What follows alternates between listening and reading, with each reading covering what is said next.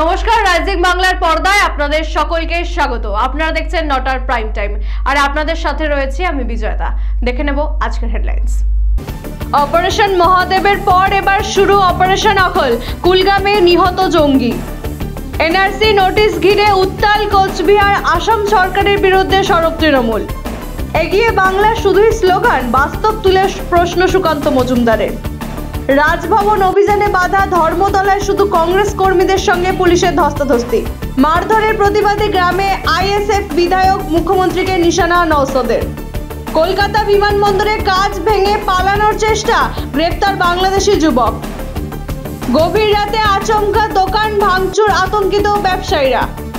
মানিকতলায় ধস। পুরনো বাড়ির নিচে চাপা পড়ে আহত 2 শিশু। পেহেলগাম হামলার পর একের পর এক চিরুনি অভিযানে বড় সাফল্য ভারতীয় সেনার।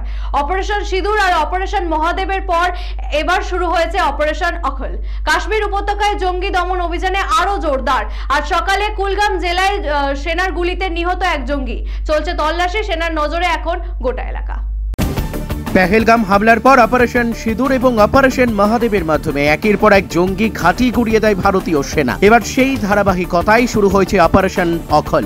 শনিবার সকালে জম্মু কাশ্মীরের কুলগ্রামে সেনার অভিযানে এক জঙ্গি নিকেশ হয়েছে বলে জানা গিয়েছে। এখনো গোটা এলাকায় তল্লাশি ও জঙ্গি দমন অভিযান চালাচ্ছে সেনা। নিরাপত্তা বাহিনীর কড়া নজরে রয়েছে উপত্যকা। কোচবিহারে একের পর এক এনআরসি নোটিশ ঘিরে ফের রাজনৈতিক বিতর্ক তুঙ্গে। আসাম থেকে পাঠানো নোটিশে চাঞ্চল্য ছড়িয়েছে জেলার বিভিন্ন প্রান্তে। সম্প্রতি তুফানগঞ্জের এক বাসিন্দার বাড়িতে পৌঁছালো নোটিশ ঘিরে সরগম রাজ্য রাজনীতি। ঘটনার প্রতিবাদে তৃণমূল কংগ্রেসের কড়া অবস্থান। দাবি, মানুষকে উদ্দেশ্য প্রণোদিতভাবে ভয় দেখানো হচ্ছে আসাম সরকারের। কোচবিহার জেলায় একের পর এক আসাম থেকে পাঠানো এনআরসি অর্থাৎ ন্যাশনাল রেজিস্টার অব সিটিজেন্স নোটিশে উত্তাল রাজ্য রাজনীতি। সম্প্রতি তুফানগঞ্জের রামপুরে দীপঙ্কর সরকারের বাড়িতে এনআরসির নোটিশ পৌঁছানোই চাঞ্চল্য ছড়ায়। এই ঘটনার পর কোচবিহার জেলা তৃণমূল কংগ্রেস সভাপতি অভিজিৎ দেব ভৌমিক দীপঙ্করের সঙ্গে দেখা করে সমর্থনের আশ্বাস দেন। তিনি অভিযোগ করেন, আসাম সরকার পরিকল্পিতভাবে কোচবিহারের মানুষকে ভয় দেখাতে এনআরসি নোটিশ পাঠাচ্ছে। তার দাবি, লোকসভা নির্বাচনে বিজেপি কোচবিহারে হেরে যাওয়ায় প্রতিহিংসার বশে সাধারণ মানুষকে হয়রানি করা হচ্ছে। তৃণমূল কংগ্রেস এই বিষয়ে আইনি পদক্ষেপ ও আন্দোলনের পথে হাঁটবে বলে জানান তিনি। এই ঘটনার পর রাজ্য রাজনীতিতে ফের তীব্র চাপানোতর শুরু হয়েছে। পরিষ্কার বাংলা বিদ্বেষী আচরণ করছে আসাম সরকার, এবং এটা ওদের হিতে বিপরীত হবে। যে লক্ষ্যে ওরা আগাচ্ছে সেই লক্ষ্য পূরণ হবে না, উল্টে যেটা হবে কুচবিহারবাসী রিভল্ট করছে। ইতিমধ্যেই যেমন রাজবংশী পরিবারের কেউ টার্গেট করা হয়েছে, উত্তম কুমার ব্রজবাসী, এবং তার পরবর্তীকালে নিশিকান্ত দাস, এবারে মমিনা বিবি হলো। পুনরায় আবার রামপুরের রিফিউজি পরিবারের টার্গেট করা হয়েছে দীপঙ্কর সরকার। এটা কোনোভাবেই মানুষরা মেনে নিচ্ছে না। ওদের কফিনের শেষ পেলে গাথা শুরু হয়েছে। এগিয়ে বাংলা স্লোগান ঘিরে কটাক্ষ। ভিন রাজ্যে কাজ নিয়ে প্রশ্ন তুললেন সুকান্ত মজুমদার। কৃষি ভাতা বিতরণের দিনে রাজ্য সরকারের বিরুদ্ধে মুখ খুললেন কেন্দ্রীয় প্রতিমন্ত্রী। রাজ্যের মানুষ ভিন রাজ্যে কেন তৃণমূলকে তীব্র আক্রমণ সুকান্ত মজুমদারের। তিনি আর কি বললেন শোনাবো। প্রধানমন্ত্রীর কিষাণ সম্মান নিধির 20তম কিস্তি বিতরণ উপলক্ষে শনিবার জলপাইগুড়ি কৃষি বিজ্ঞান কেন্দ্রে আয়োজিত ভার্চুয়াল অনুষ্ঠানে উপস্থিত ছিলেন কেন্দ্রীয় শিক্ষা প্রতিমন্ত্রী ডক্টর সুকান্ত মজুমদার। অনুষ্ঠান শেষে সাংবাদিকদের মুখোমুখি হয়ে তিনি রাজ্য সরকারের বিরুদ্ধে ক্ষোভ উগরে দেন। বলেন, মুখ্যমন্ত্রী বলেন এগিয়ে বাংলা, তবে রাজ্যের মানুষ কেন ভিন রাজ্যে কাজ করতে যাচ্ছে। পাশাপাশি তৃণমূলের বিরুদ্ধে রাজবংশী সম্প্রদায়কে অবমাননার অভিযোগ তোলেন তিনি আরো বলেন, ক্লাবগুলিকে টাকা দেওয়া হলেও পাড়ার মন্দিরগুলোর ভবিষ্যৎ কি। পুরনো এনআরসি নোটিশ সামনে এনে তৃণমূল রাজনৈতিক ফায়দা তুলছে বলেও অভিযোগ করেন তিনি। এদিন বারাণসী থেকে প্রধানমন্ত্রী নরেন্দ্র মোদী দেশের 9,70,00,000 কৃষকের অ্যাকাউন্টে কিষাণ সম্মান নিধির 20তম কিস্তির ভাতা প্রদান করেন।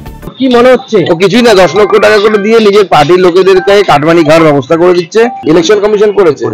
ইলেকশন কমিশনের বিষয়ে আমাদের বিশেষ কিছু বলার নেই। বিএলওদের আমি শুধু একটাই আবেদন জানাবো, আপনারা নিরপেক্ষভাবে কাজ করুন, কোনো হুমকিতে ভয় পাবেন না। দিদির যে ভাই আপনাকে হুমকি দেবে, চমকাবে, ধমকাবে, তার ছবি তুলে সোশ্যাল মিডিয়ায় পোস্ট করবেন। তার বাড়ি যেখানেই হোক, বাড়ি থেকে তো বেরোবে, তারপর বিজেপি তার ট্রিটমেন্ট করবে।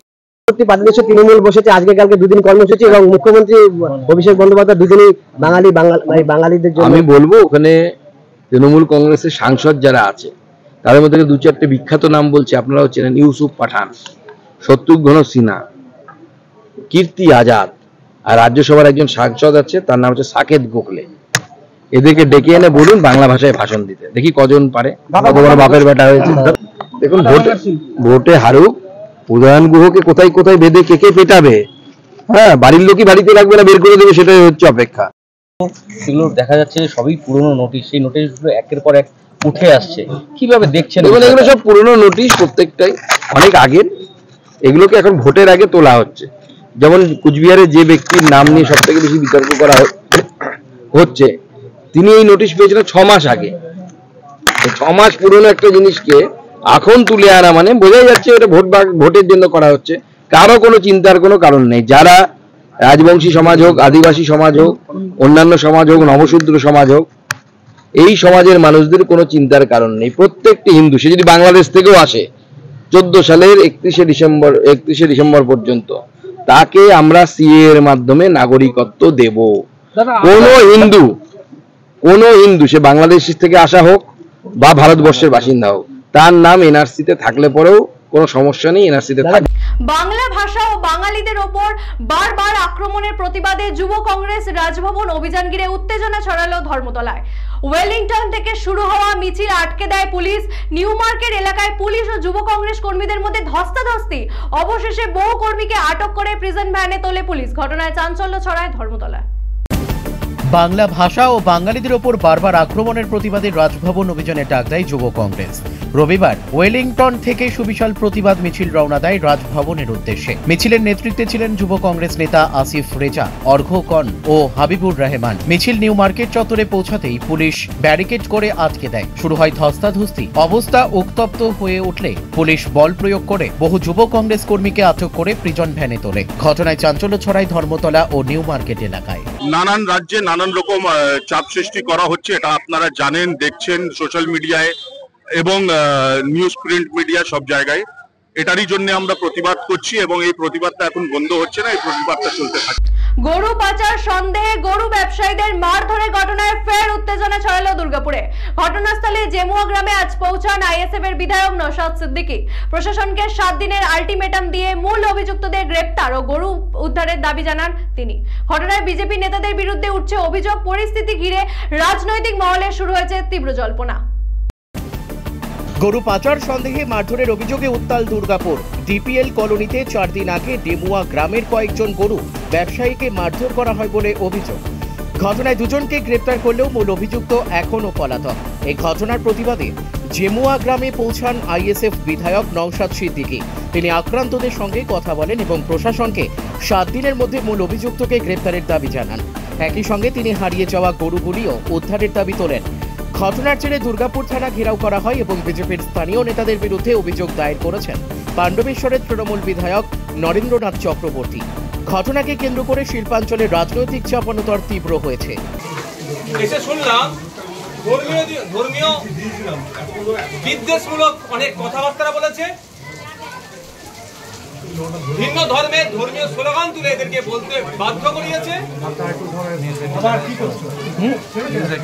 এদের গাড়ির মধ্যে ঢুকে হাত পা বেঁধে ভরে দিয়ে এদের আগুন লাগিয়ে দেবো, প্রাণে মারবো হুমকি দিয়েছে, আক্রমণ চালিয়েছে। একটি ব্যক্তির মাথায় 8টি সেলাই হয়েছে, শারীরিক অত্যাচার করেছে, ধর্মীয় বিদ্বেষমূলক কথা বলেছে। এরা বারবার বলেছে এদের কাছে বৈধ কাগজ আছে, যে এরা বৈধভাবে পশুটা কিনে নিয়ে এসেছে। একজন আবার চাষবাসের জন্য বলদ কিনে নিয়ে এসেছে। বলার পরও এদের উপরে আক্রমণ চালিয়েছে। এটা শিল্প নগরী, এখানে সর্বধর্মের মানুষ, সর্বজাতের মানুষ, সর্ববর্ণের মানুষের মিলন ক্ষেত্র। এটা এখানে একটাই পরিচয় হোক সবার, যে আমরা এই এলাকার মানুষ। এই যে বিজেপির এই যুব নেতাদের নেতৃত্বে যে আক্রমণ চালিয়েছে, ও বলছে গরুকে নিয়ে অনেক কথা বলছে। বিফ এক্সপোর্টে সেকেন্ড লার্জেস্ট কান্ট্রি আমাদের ইন্ডিয়া। প্রতি বছরে প্রায় 3.8 বিলিয়ন ইকোনমি ভারতবর্ষে আছে বিফ এক্সপোর্ট করার জন্য। সেগুলো বন্ধ করুক না। তার মানে কোনো উচ্চবাচ্য নেই। গরিব মানুষ কে চাষের জন্য 2টো বলদ নিয়ে আসছিল, তার ধর্মীয় পরিচয় মুখে দাঁড়িয়ে আছে, তারপরে আক্রমণ চালাও। তার ধর্মীয় পরিচয় মুসলমান, আক্রমণ চালাও, বিদ্বেষের রাজনীতির বীজ বপন করো। কেন হিন্দু মুসলমানের মধ্যে লড়াই হোক, এটা ওই যুব নেতারা বা তাদের দলেরা হয়তো চাইছে। আমরা এই লড়াই চাই না। আমরা চাই ওই বিজেপির যুব নেতা কি গাঙ্গুলি, ওর নাম পারিজাত গাঙ্গুলি, ওর বিরুদ্ধে এবং আর ওর সাথে যে টিম ছিল তাদের বিরুদ্ধে অ্যাকশন নিক পুলিশ। আমরা এটাতে ধর্মীয় বিভেদের কোনো মতেই যাব না এবং এটাকে নিয়ে ধর্মীয় ইস্যু তৈরি করতে চাই না। কলকাতা বিমানবন্দরে চাঞ্চল্যকর ঘটনা। আন্তর্জাতিক ট্রানজিট লাউঞ্জে কাঁচ ভেঙে পালানোর চেষ্টা এক বাংলাদেশি যুবকের। সিঙ্গাপুর থেকে এসে ঢাকা উড়ানের অপেক্ষায় ছিলেন ওই ব্যক্তি। আচমকা কাঁচ ভেঙে বাইরে যাওয়ার চেষ্টা করে, রীতিমতো ত্রাহি অবস্থা। সিআইএসএফ তাকে ধরে ফেলে এবং পরে পুলিশের হাতে তুলে দেয়। ঘটনা ইতিমধ্যেই তদন্ত শুরু করেছে বিধাননগর পুলিশ। কলকাতা বিমানবন্দরের ইন্টারন্যাশনাল ট্রানজিট লাউঞ্জে কাঁচ ভেঙে বাইরে বেরানোর চেষ্টা করলেন এক বাংলাদেশি যুবক। শুক্রবার বিকেলে সিঙ্গাপুর থেকে কলকাতা এসে ট্রানজিট লাউঞ্জে অপেক্ষারত ছিলেন 25 বছর বয়সী মোহাম্মদ আশরাফুল। তার কলকাতা থেকে ঢাকায় যাওয়ার কথা ছিল। হঠাৎই তিনি লাউঞ্জের কাঁচ ভেঙে বাইরে বেরোনোর চেষ্টা করেন। সিআইএসএফ তাকে আটক করে জিজ্ঞাসাবাদ শুরু করে এবং পরে তাকে এনএসসিবিআই বিমানবন্দর থানার পুলিশের হাতে তুলে দেয়। সূত্রের খবর, নারায়ণগঞ্জের বাসিন্দা আশরাফুল সিঙ্গাপুরে কাজ করেন। জিজ্ঞাসাবাদের সময় তিনি বেশ কিছু অসংলগ্ন কথা বলেন। দাবি করেন, আল্লাহ বলেছেন সূর্যের আলোই আমার ক্ষমতা বাড়াবে। বর্তমানে আশরাফুলকে গ্রেপ্তার করেছে বিধাননগর পুলিশ এবং ঘটনার তদন্ত চলছে। আসানসোলের বানপুরে গভীর রাতে আচমকা দোকান ভাঙচুর। সুভাষপল্লী মোড় এলাকায় একের পর এক দোকান গুড়িয়ে দেওয়া হয় জেসিবি মেশিন দিয়ে এবং কোনো নোটিশ ছাড়া। এমন ভাবে দোকান ভাঙা চরম আতঙ্কে স্থানীয় ব্যবসায়ীরা। ক্ষোভে ফেটে পড়েছেন দোকানদাররা এবং জীবিকা হারিয়ে কিভাবে চলবে সংসার তা ভেবে দিশেহারা অনেকে। কে বা কারা এই ঘটনার পিছনে আছে তা ঘিরে উঠছে একাধিক প্রশ্ন। আসানসোলের বার্নপুর থানার সুভাষপল্লী মোড় সংলগ্ন এলাকায় গভীর রাতে একাধিক দোকান ভেঙে দেওয়া হয়েছে জেসিবি মেশিনের সাহায্যে। হঠাৎই ধ্বংসযজ্ঞে আতঙ্ক ছড়িয়েছে দোকান ব্যবসায়ীদের মধ্যে। ক্ষতিগ্রস্ত দোকানদারদের অভিযোগ, কোন রকম নোটিশ ছাড়াই আচমকা এই ভাঙচুর চালানো হয়েছে। কারা এই ঘটনার পেছনে রয়েছে তা স্পষ্ট নয় বলেই দাবি তাদের। ফলে জীবিকা নিয়ে চরম দুশ্চিন্তায় পড়েছেন তারা। দোকান হারিয়ে এখন সংসার কিভাবে চলবে তা ভেবে দিশেহারা অনেকে। बिना नोटिस दिए वो दुकान तोड़ा गया, बताया संडे को दुकान टूटेगा। सिर्फ पूरा लेन का बीच का दुकान तोड़ा गया 3 पीस। बताया थाना पे पानी आता, थाना का पास का दुकान नहीं तोड़ा गया। ये दुकान तोड़ा गया, बीच का 3 टूट खाले गया।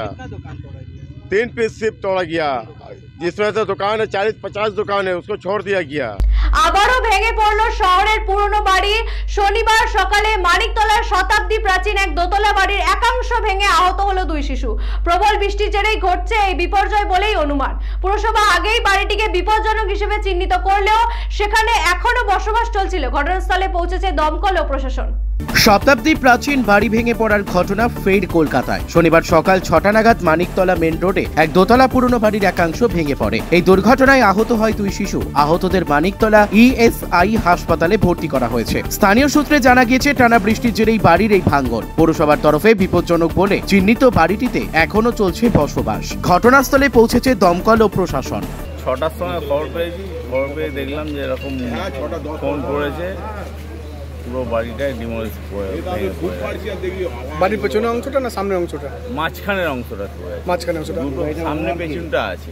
রক্ষণাবেক্ষণ হচ্ছিল না। এটাকে বাড়ি প্রায় 1.5 বছর হয়ে গেছে, প্রমোটারকে দিয়েছে, কিন্তু দুটো ভাড়াটে আছে, পেছন পোর্শন আর নিচের পোর্শন ভাড়াটে। এরা সেই কেস কামারি আজ প্রায় কথাই বলছে না, কোনো কেস কামারি চলছে। আর কেসের কপিও আমার কাছে আছে। এখানে পাশের বাড়িতে দুটো অ্যাডভেস্টার চালের মধ্যে দুটো বাচ্চা ছিল, সেই বাচ্চা দুটো ইনজুরি হয়েছে। ইএসআই নিয়ে গেছে, ওদের নিয়ে গিয়ে এখন ট্রিটমেন্ট করে ভালো আছে। আজকের মতো এই পর্যন্তই। ফিরে আসবো আগামী দিন এই সময়। চোখ রাখুন রাইজিং বাংলার পর্দায়। দেখি বাংলার মুখ।